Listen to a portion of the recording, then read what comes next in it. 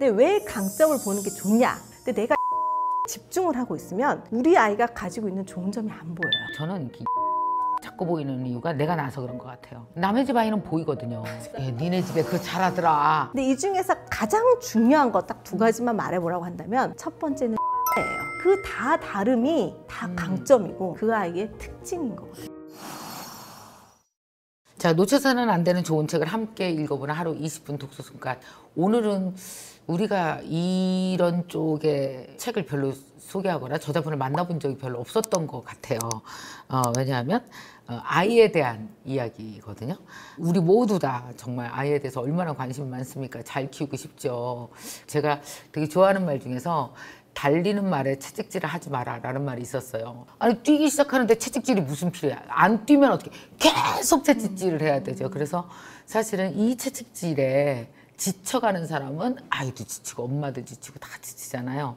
정말 아이 스스로 또 엄마 스스로 각자의 인생을 멋지게 살면서도 아이도 엄마도 아빠도 다 멋지게 살 수 있는 방법, 바로 이 책에 그 비밀이 있겠다라는 생각이 들어서 박소연 저자님을 모셨습니다. 안녕하세요. 네, 안녕하세요. 네, 반갑습니다. 반갑습니다. 지금 그 서울대 아산병원에서 일하고 계시죠? 네, 서울 아산병원 소아치과 교수. 서울 아산병원 네네. 소아치과. 치과? 네, 치과. 치과인데 이 얘기는 별로 없네. 네, 치과인데 육아서를 썼죠, 제가. 그러네요. 네. 제가 이 책 보면서 딱 받은 느낌은 아이들을 진짜 강점으로 어떻게 키워야 될지 이게 그냥 이론서가 아니고 실용서다라는 생각이 들었던 것이 앞부분에 왜라는 부분도 잘 정리되어 있지만 중간 부분에 이런 과정을 거쳐서 그러면 이렇게 한번 해보셔라 라는 것, 거기에 또 중요한 주인공이 두 명이잖아요. 아이 옆에 주인공은 또 엄마잖아요. 그죠? 부모가 또 아이의 강점을 찾아주면서 키우기 위해서 뭘 해야 되는지까지 되게 잘 정리가 돼 있어요. 그래서 보니까 우리 이 강점 교육 이거는 아이들에게 그렇게 많이 했던 게 아니니까 이번에 한번 선생님 얘기 듣고 우리 한번 같이 얘기해 보도록 하죠. 자, 먼저 이 강점 교육의 그 가장 큰 이득, 그 효과, 아이들에게 뭐가 좋은 거예요? 일단은 강점을 안다는 거는 네. 굉장히 우리가 의식적으로 집중하지 않으면 잘 안 보여요. 왜냐하면 그 김주환 교수님이 내면 소통에서도 말씀하셨지만 우리의 뇌는 굉장한 스토리텔러잖아요. 네. 우리 안에 그 내면 체계와 프레임이 딱 있으면서 그거에 맞춰서 일단은 만들어낸단 말이에요. 네. 자극이나 이런 게 왔을 때. 그럼 우리는 기본적으로 수렵 채집 사회 때부터 이 약점을 보고 네. 약점을 보완하고 이런 거에 딱 맞춰져 있어요. 그게 당연해요. 그럼 의식적으로 이렇게 강점을 봐야 되는 거예요. 근데 왜 강점을 보는 게 좋냐, 이득이 되냐? 사람이란 선택적 주의 집중이라는 특징이 있거든요. 어떤 거에 내가 집중을 하고 나면 그거에 외에는 잘 안 보이는 거죠. 네. 근데 내가 약점에 집중을 하고 있으면 우리 아이가 가지고 있는 좋은 점이 안 보여요. 오케이. 예를 들어서 저희 치과에 한 아이 어머니와 아이가 오셨어요. 아이가 비대칭 때문에 너무 고민이래요.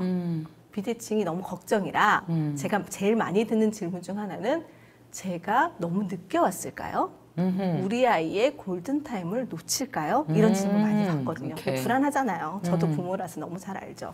그런데 그 아이가 객관적인 상황으로 봤을 때 그렇게 비대칭이 심하지 않았어요. 사람은 누구나 약간의 비대칭은 있지만 치료를 필요할 정도의 비대칭은 아닌데 어머님 그걸 너무 크게 보고 계시더라고요. 그래서 얘기를 하다 보니 우리 어머님이 이 비대칭으로 스트레스가 많으신 거예요. 컴플렉스가 있고 내가 지금 내 얼굴에 비대칭이 너무 신경이 쓰이는데 우리 아이는 나처럼 안 그랬으면 좋겠어서 어릴 때 고칠 수 있을 때 고치고 싶다. 네, 너무 이해되죠. 네. 이해되지만 그렇게 비대칭에 집중해서 보시니까 우리 아이의 다른 좋은 면, 우리 아이는 얼굴도 작고 키도 크고 너무 예뻤어요. 그런 거는 좀 작게 보이고 이 비대칭만 크게 보이는 거지. 그러니까 이제 그 얼굴 모양도 그렇지만 아이가 갖고 있는 어떤 그 재능? 재능 이런 것도 그러면 마찬가지로 그렇게 보일 수 있겠네요. 마찬가지죠. 예를 들어서 이제 치과나 이런 데 와서도 그냥 말 되게 잘 거는 애들 있잖아요. 아무나. 그냥 그냥 언제 본 사람처럼. 선생님 안녕하세요. 안녕하세요. 선생님 이거 뭐예요? 막 이렇게. 그런 애들은 사교성이 엄청 뛰어난 거죠. 그렇죠. 친화력이 좋은 거예요. 앞으로 세상을 살아가는데 관계로 먹고 살 수 있는 애예요. 그렇지. 근데 그렇게 안 보는 거죠. 못 보는 거예요. 다른 건 아우 얘 왜 이렇게 산만해. 이렇게 보게 되는 거죠. 또 반대로 네. 어떤 애는 꼼짝도 안 해요. 이렇게 눈만 둘러. 새로운 그래, 감각이 와서 그래. 꼼짝도 안 해. 가만히 있어요. 말 걸어도 대답도 잘 안 해. 근데 걔는 보고 있는 거예요. 관찰하고 있는 거예요. 관찰하고 자기가 충분히 받아들여질 때 움직이는 거죠. 그렇지. 신중해요. 맞아. 그런 아이 그러면 있어요. 실수를 안 해요. 맞아요. 이렇게 다 다르거든요. 다르게 네. 강점이 있는 거예요. 어떻게 하면 강점을 찾을 수 있는 거예요, 그럼? 그렇죠. 네, 그게 궁금하네요. 그게 제일 중요하죠. 네, 강점을 찾아야 애를 뭐 어떡하지, 키워주든지 찾을까요? 말든지 할 거 아니에요. 네. 제가 뭐 나름 책에서 S트랙이라고 강점 육아의 방법을 제시하긴 했어요. 네. 이제 뭔가 좀 틀이 있어야 우리 아이들이랑 해볼 수 있으니까. 근데 가정이나 뭐 상황이나 부모나 아이나 모두가 다 다르기 때문에 그거는 이제 딱 적용할 수는 없지만 응용해 보시면 네, 좋을 네. 것 같아요. 가운데 이제 스트렝스 S가 있고 네. T가 트러스트 신뢰. 네. R이 인지, 네. 강점 알아차리기. 그 다음에 A가 에이밍 목표 세우기. 오케이. 그 다음에 C가 캐링아웃 실행. 그 다음에 이제 K가 카인드니스 축하 이렇게 네. 되는 거거든요. 근데 이 중에서 가장 중요한 거 딱 두 가지만 말해보라고 한다면 네. 첫 번째는 신뢰예요. 신뢰. 신뢰, 트러스트. 그래서 제가 첫 번째에 넣은 거거든요. 부모님도 공부 되게 많이 하세요. 요즘 맨날 유튜브도 많고 맞아. 책도 많고 이러면서 뭐 이 방법이 좋대. 그래 오늘은 강점 육아를 배웠어. 네. 야 이리 와 앉아봐. 이제부터 우리 강점 함께 찾아보자. 강점 육아 해보자. 이러면 애가 여보 왜 이래? 이러지 또 다른 또 시작이네, 학원인가? 또 시작이네. 이거 또 시작이네. 또 학원 또 가나 그러겠지. 애들. 그러면 애가 마음을 열려면 우리가 마음을 열려면 기본적으로 내가 이 사람을 믿을 수 있고 좋아하고 마음이 열려 있다는 게 있어야 뭔가를 받아들여요. 그렇죠. 따라간단 말이에요. 근데 그 기본이 이제 신뢰고 신뢰는 인정으로부터 시작이 돼요. 오케이. 남녀노소 누구나 제가 코칭도 같이 진행을 하는데 겉에 표면적 이슈는 달라 보여도 그 내면에는 항상 인정 욕구가 있어요. 맞아요. 사람은 누구에게나 인정을 받고 싶어 하거든요. 특히 아이들은 부모란 존재가 굉장히 크기 때문에 우리 부모님에게 인정이 받는 게 굉장히 중요해요. 아이들에게. 너무 중요하죠. 맞아요. 근데 이 인정을 부모님들께 해주라고 말씀을 드리면 의외로 뭘 인정해야 될지 잘 모르세요. 왜냐하면 우리 아이들하고 하루를 보내지만 깊은 대화와 우리 아이의 관심사에 대해서 얘기하는 시간은 생각보다 얼마 없어요. 그러면 인정을 통해서 신뢰를 쌓고 그 다음에 아이들의 강점을 보면 보이나요? 왜 너무 가까이 부모가 가까이 있잖아. 내가 낫잖아. 맞아요. 그래서 저는 이렇게 약점만 자꾸 보이는 이유가 내가 나서 그런 것 같아요. 맞아요. 남의 집 아이는 보이거든요. 맞아요. 맞습니다. 예, 니네 집에 그거 잘하더라. 이래. 근데 그래요? 근데 우리 집에는 다 못하는 것 같고. 맞아요. 이게 내가 낳고 우리 집에서 내 돈으로 키워서 그런 것 같아요. 그게 그리고 불안하잖아요. 네. 저희 부모도 불안해요. 특히 지금 부모인 세대 3, 40대는 세상이 너무 빠르게 변하는 게 느껴져요. 그럼 내 아이의 미래는 일단 내가 얘를 생명체를 하나 낳아놨으니까 어떻게든 사람구실하도록 키워는 나와야 되는데 얘를 어떻게 키워야지 모르겠는 거예요. 그러니까 적어도 남들이 하는 건 안전하겠지. 그래서 불안함이 앞서 있으면, 불안함이 들어있으면 아이 그게 제대로 안 보이는 것 같아요. 오케이. 그래서 이런 제 책에도 적었던 사자성어인데 발묘조장이라는 사자성어 있잖아요. 네. 뭔가를 조장한다라는 게 거기서 이제 나온 건데 그 어원을 보면 이제 송나라의 농부가 벼를 이렇게 심었어요. 근데 벼가 옆집 벼보다 좀 덜 자라는 것 같아. 그래서 밤새도록 벼에 순을 이렇게 뽑아놓은 거예요. 네. 빨리 자라라고.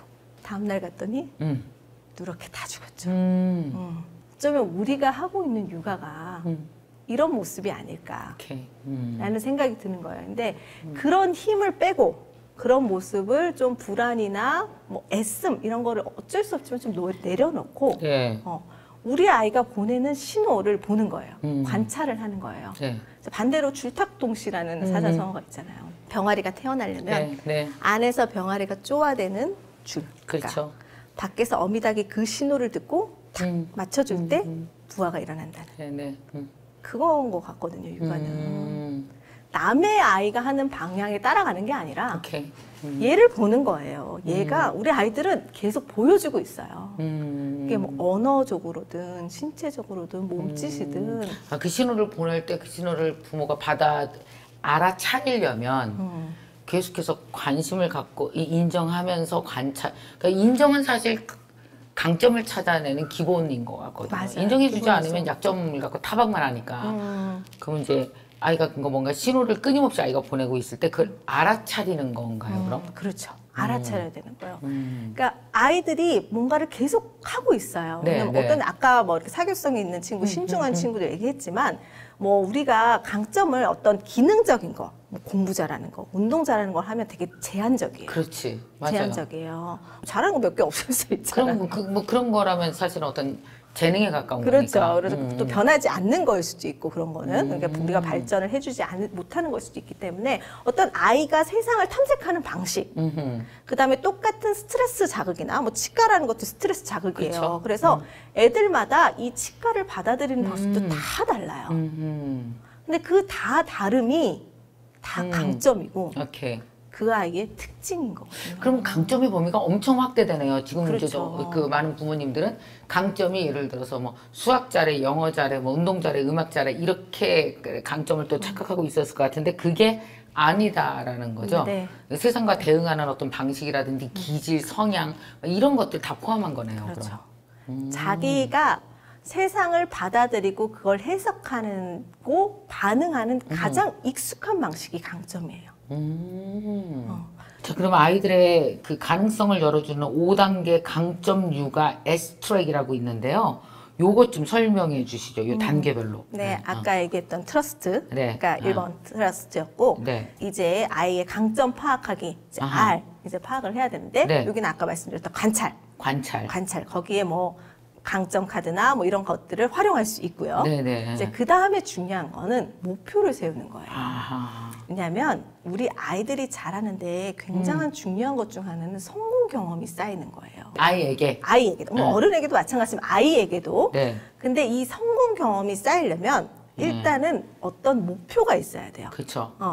근데 이 목표나 성공을 우리가 굉장히 좀 거창한 것으로 생각하는 경우가 많아요. 뭐 우승을 한다던가. 1등을 한다던가, 뭐 눈에 띄는 성취를 한다던가. 운동선수들이 운동을 할 때 역기 같은 거 무거운 거 들기 전에 간단한 가벼운 근육부터 먼저 단련한다 그래요. 네. 그래야 그 큰 근육을 단련할 때 다치지 않고 그렇죠. 더 힘을 잘 낼 수 있다고 해요. 그러니까 우리 아이들이 뭐 큰 성공 경험을 가기 위해서도 이 작은 경험, 작은 성공 경험이 누적이 되고 나 이거 할 수 있네? 내가 해냈어? 나 이거 되네? 이런 경험이 있어야 큰 도전에도 이제 해볼 수 있는 거죠. 도전을 해볼 수 있는 거죠. 이제 우리 아이가 집에서 자기 잘 정리 같은 걸 이렇게 잘 못해요.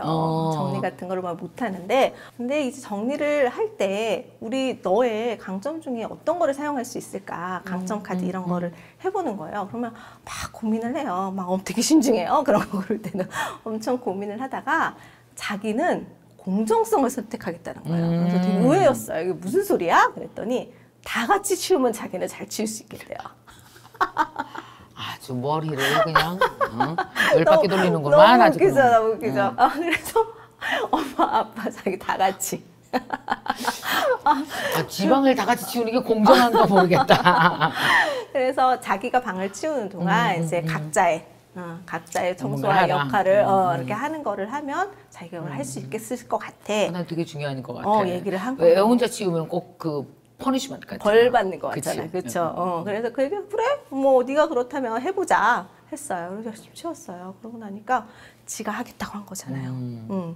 그리고 목표를 자기가 세웠어요. 그렇지. 그리고 그거를 했어요. 음. 그리고 나니까 좋아지잖아요. 일단 상태가 그렇죠. 집이 깨끗해지고 방이 깨끗해지면 좋네? 괜찮네? 맞아. 이런 생각이 생기는 거예요. 그리고 또 반복해서 하고 싶은 거죠.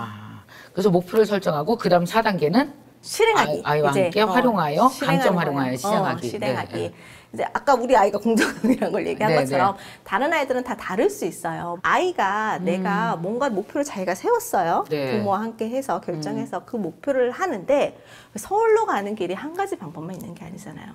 여러 가지 방법이 있을 수 있어요. 그래서 내가 편한 거, 내가 쓰고 싶은 강점을 이용해서 이걸 어떻게 달성할지를 부모가 정해주는 게 아니에요. 오케이. 물어보는 거죠.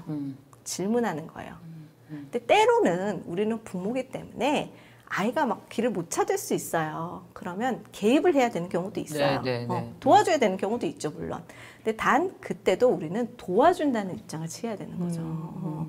엄마 생각에는 너의 뭐 이런 강점 이런 걸 이용해서 이렇게 보면 좋겠는데 너의 생각은 어때? 뭐 이런 식으로 물어본다던가 자기가 정한 목표를 실행할 수 있도록 그 실행을 통해서 성공 경험을 쌓을 수 있도록 함께 해주는 거죠. 여기 보면은 강점을 알면 공부에도 자신감이 생긴다라고 한 챕터가 있어요. 맞아요. 그죠? 네. 요거 먼저 좀 얘기해 주실래요? 이제 아이의 정서 안정이 공부에도 도움이 되고 아이들이 자발적으로 뭐 동기부여를 스스로 하고 뭐 이런 것들도 결국 강점에서 나온다라는 거죠. 그렇죠. 그리고 아까 얘기했던 것처럼 아이들마다 결국 우리는 아이들이 좀 자기 주도적 학습을 하기를 원해요. 근데 이 자기 주도성이 생기려면 결국 동기가 있어야 돼요. 그치.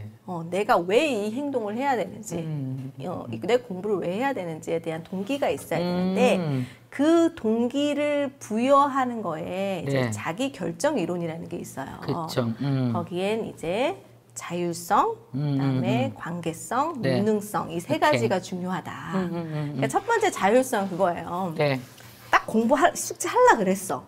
엄마 너 숙제해 그러면 갑자기 하기 싫잖아.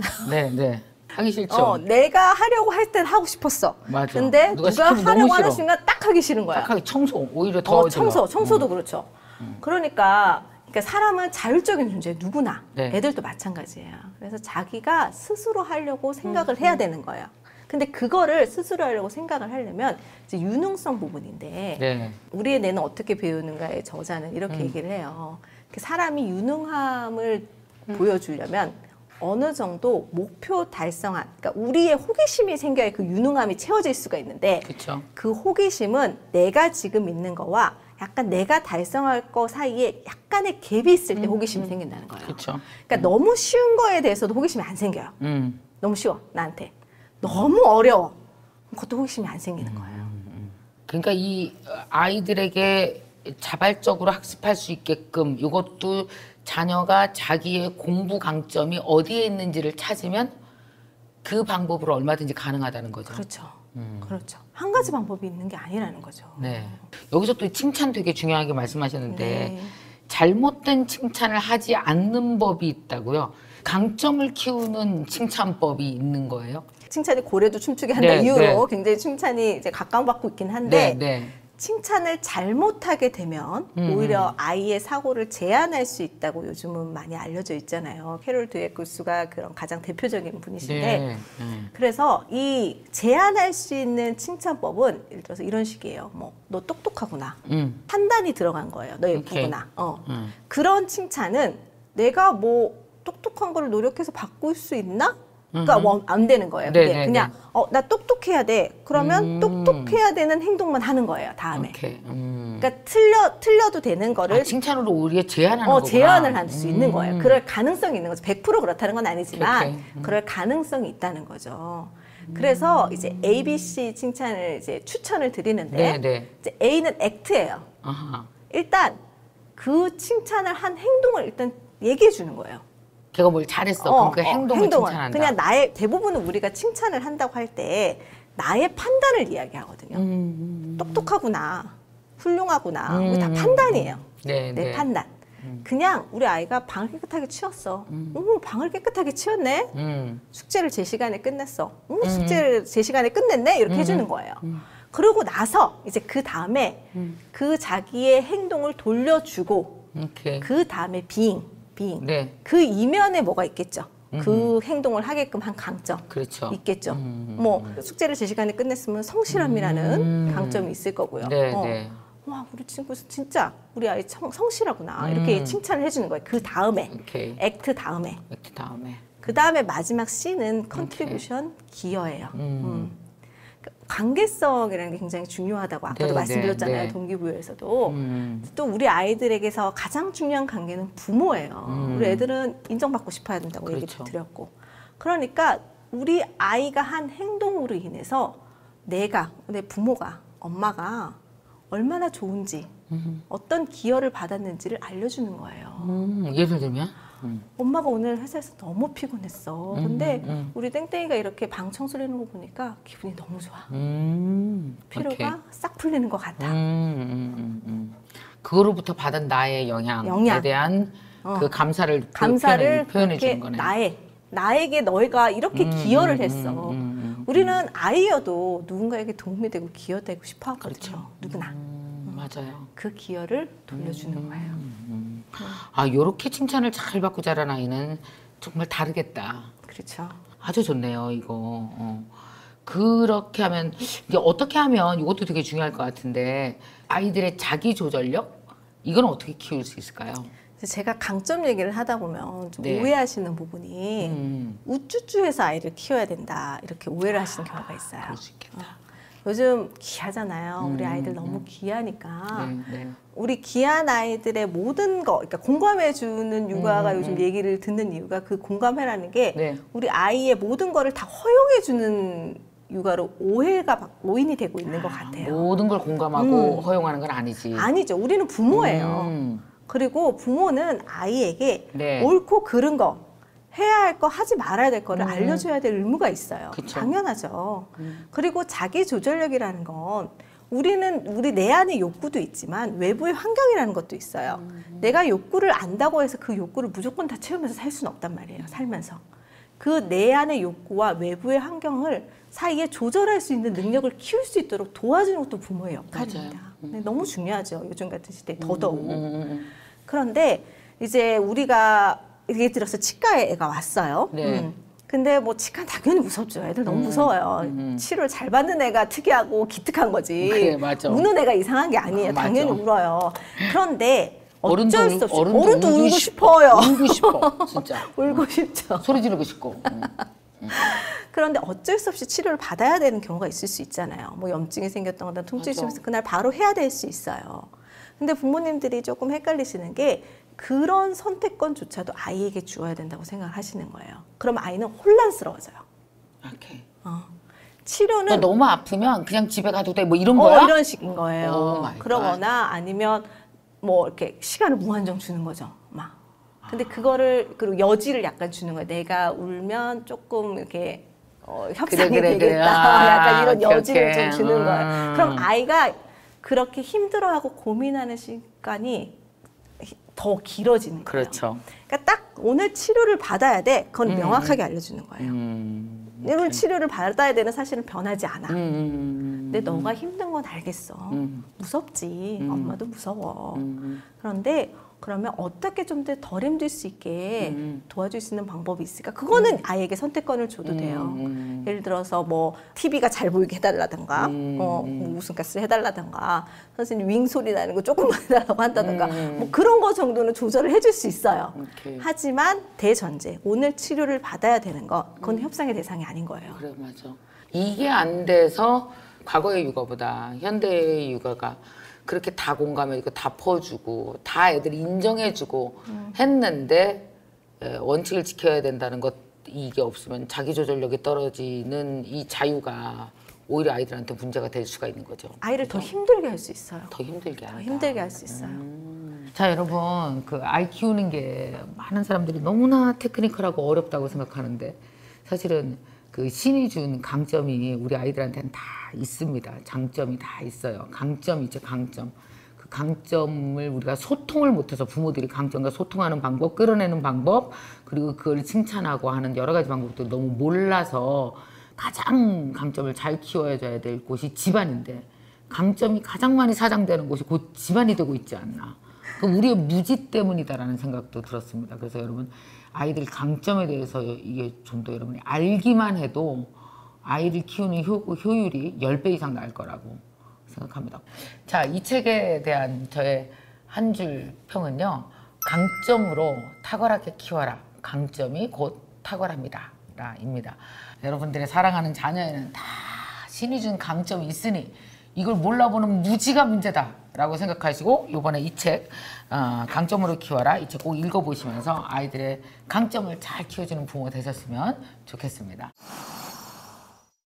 자, 이 책 그리고 읽어보고 싶은 분들이 너무너무 많으실 것 같습니다. 여러분 이 영상 밑에 좋은 후기 댓글 달아주신 분 중에서 10분을 추첨해서 이 책 10권을 보내드리도록 하겠습니다. 자, 이 책의 제목은 무엇일까요? 알아맞히세요. 1. 행복으로 키워라. 2. 강점으로 키워라. 3. 사랑으로 키워라. 4. 돈으로 키워라. 네, 이 4개 중에서 여러분 제목도 함께 후기와 함께 댓글과 함께 달아주시기 바랍니다. 고맙습니다. 감사합니다. 감사합니다. 네.